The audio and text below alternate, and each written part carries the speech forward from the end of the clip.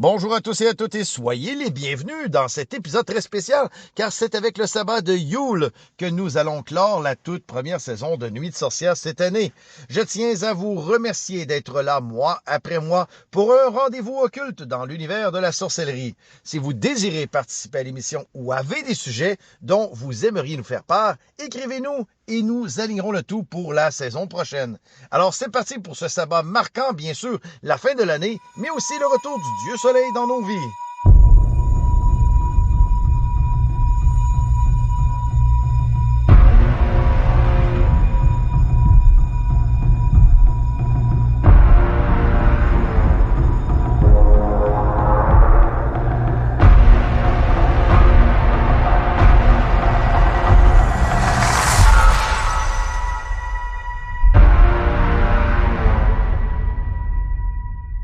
La tradition de Yule et du solstice d'hiver remonte, oui, à des milliers d'années et est célébrée dans de nombreuses cultures à travers le monde. Cette période de l'année marque le solstice d'hiver, soit le jour le plus court de l'année et symbolise le renouveau, la lumière et la chaleur. La célébration de Yule trouve ses racines dans les anciennes pratiques païennes des peuples nordiques et celtes. D'ailleurs, Yule vient du celtique qui voulait dire Yule. Le solstice d'hiver était un moment crucial pour ces civilisations car il marquait le retour de la lumière après les jours sombres de l'hiver. C'était un moment de célébration pour accueillir le renouveau de la nature et l'espoir d'un printemps prospère. Oui, dans de nombreuses traditions, Yule était célébré avec des rituels et des symboles qui représentent la même lumière et la même chaleur qui manque, mais dans laquelle nous avons un espoir de renouveau. L'un des rituels les plus courants était bien sûr l'allumage d'un grand feu, souvent appelé le feu de Yule. Ce feu symbolise le retour du soleil et la victoire de la lumière sur les ténèbres. Un autre symbole important de Yule, bien sûr que tu connais et que nous connaissons tous, car nous en avons probablement tous un à la maison, c'est l'arbre de Noël, communément appelé l'arbre de Yule, qui est souvent un sapin décoré avec des lumières, des ornements et des guirlandes. L'arbre représente la vie éternelle et la continuité dans un monde en constante évolution.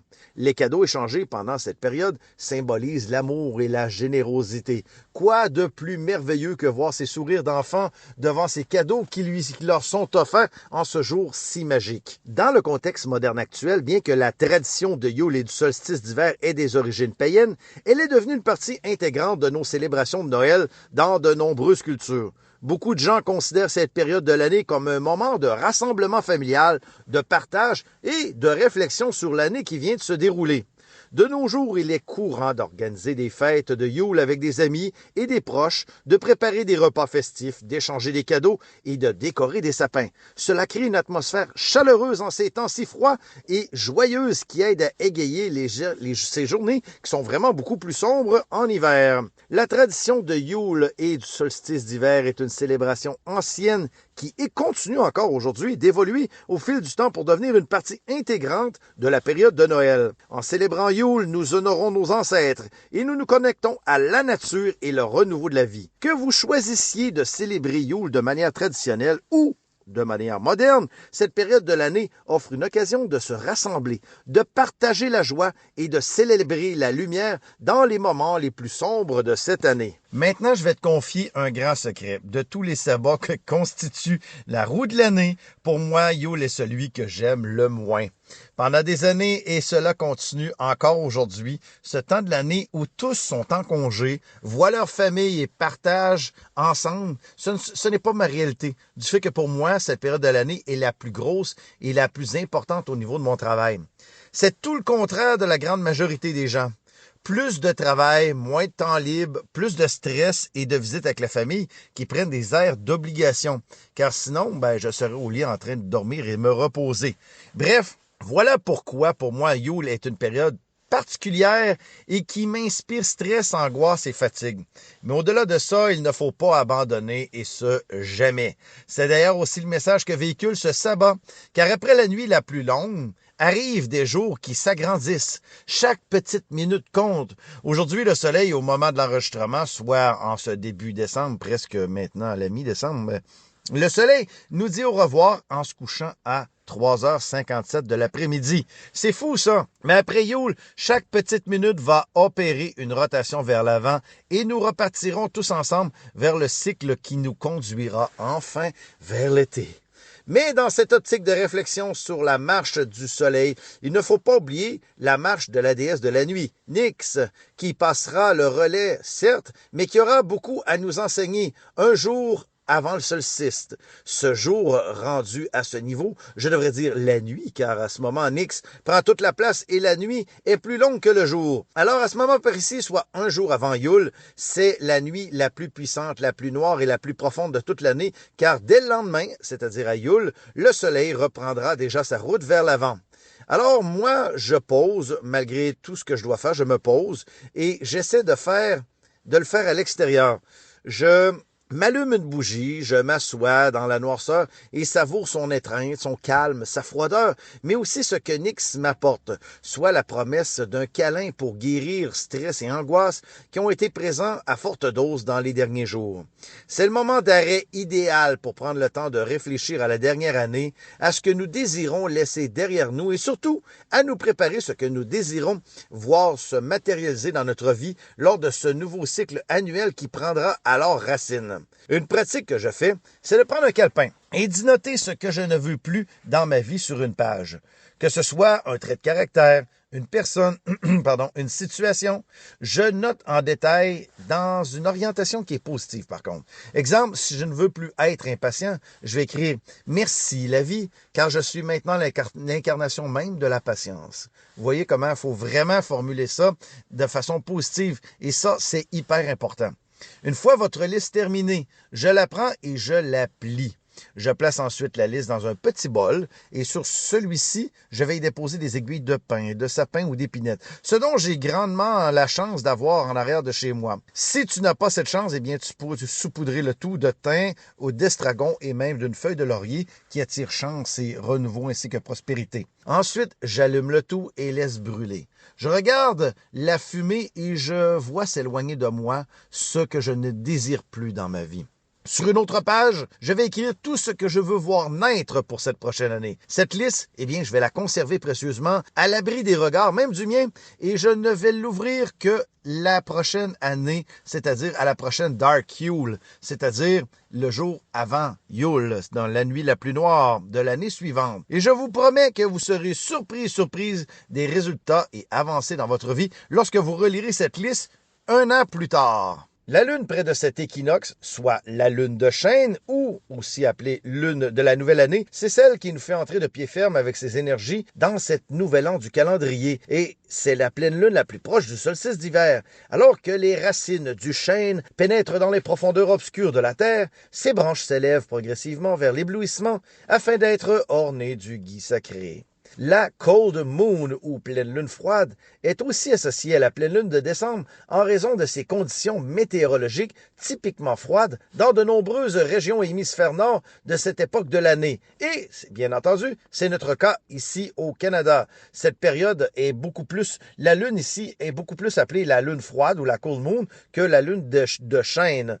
Probablement qu'en Europe, la lune de chêne est plus utilisée, mais nous ici, c'est la pleine lune froide. À cette période magique de l'année, lorsque la lumière de l'ancienne année mourante diminue et que la lumière de la nouvelle année s'éteint, celle-ci est forte en énergie et se prête à la communication avec les divinités ainsi qu'à tout ce qui touche de près ou de loin la divination.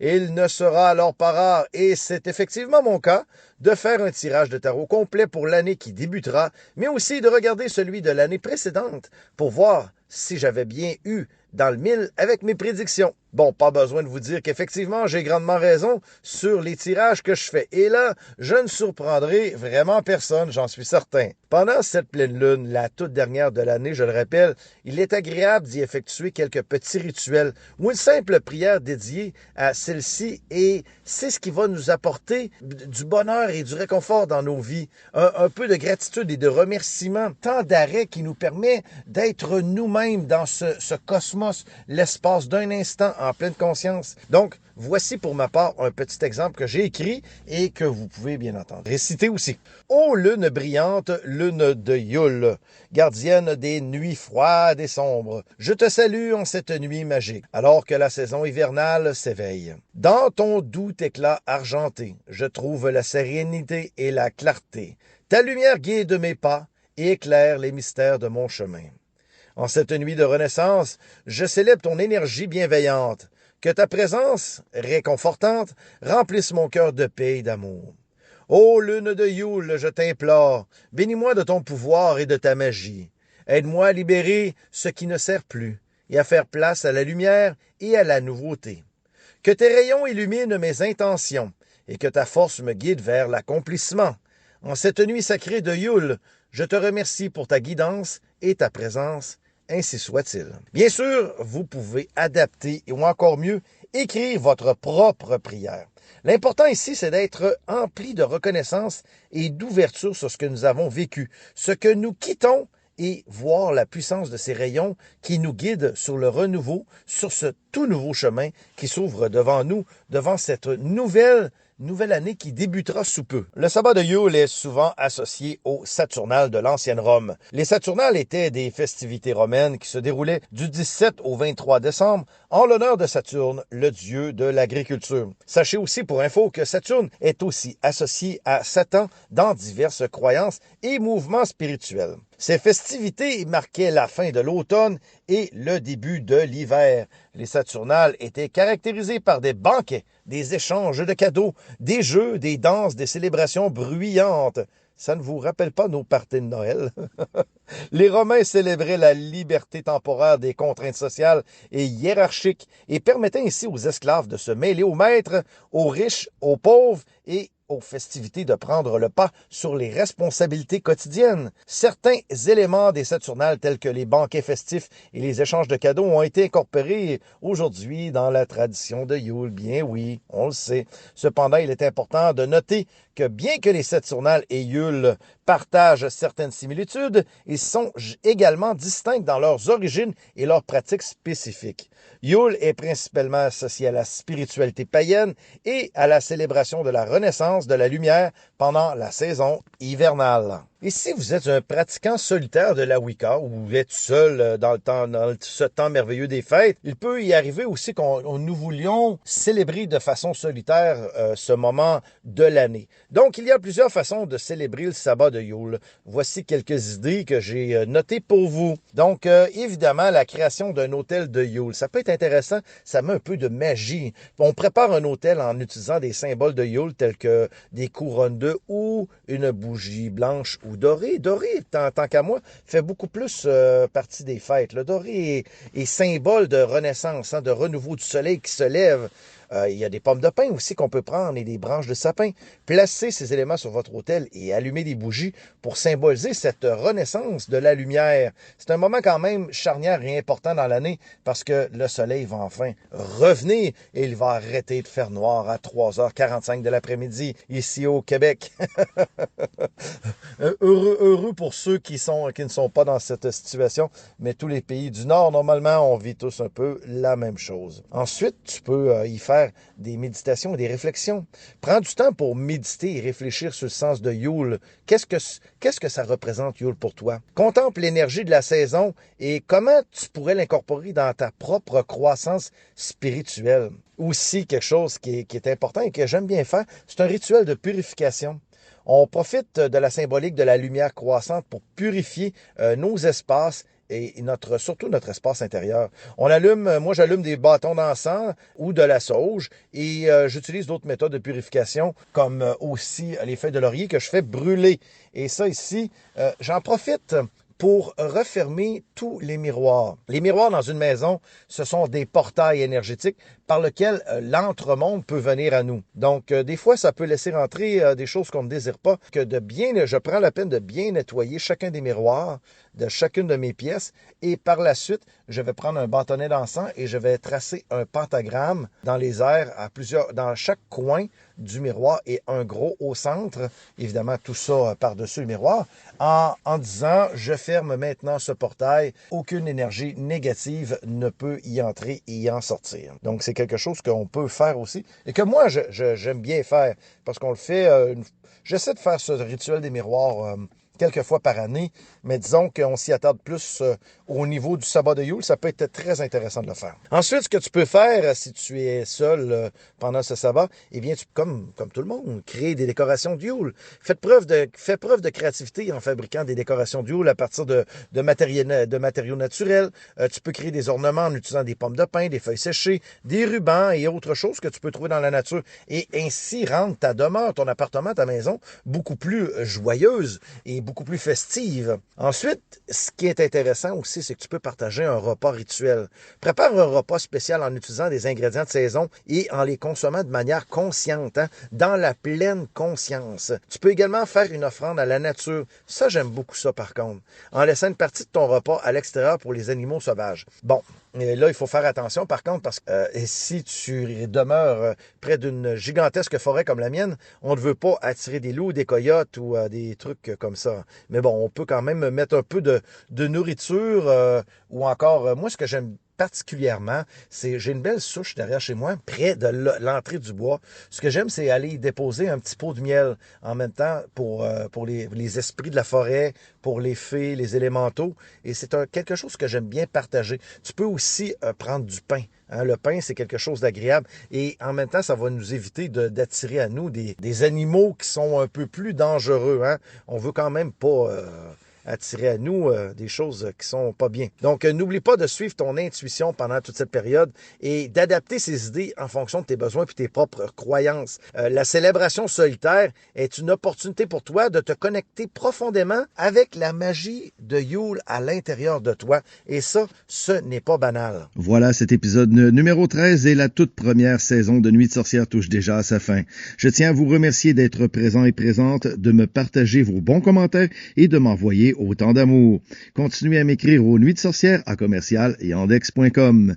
Merci à ceux et celles qui prennent un peu de leur temps pour liker les vidéos, les partager, s'abonner au podcast et bien sûr lui donner une belle note sur Spotify ou Apple Podcasts. Bref, merci d'être sans relâche à ce rendez-vous de l'ésotérisme, de l'occulte et de la détermination à s'élever spirituellement dans les arts multiples de la sorcellerie. Excellent Yule à tous et on se revoit très bientôt pour le début d'une toute nouvelle saison dans ce chemin éclairé par nos amis les divinités. Namasté à tous. Merci. Au revoir.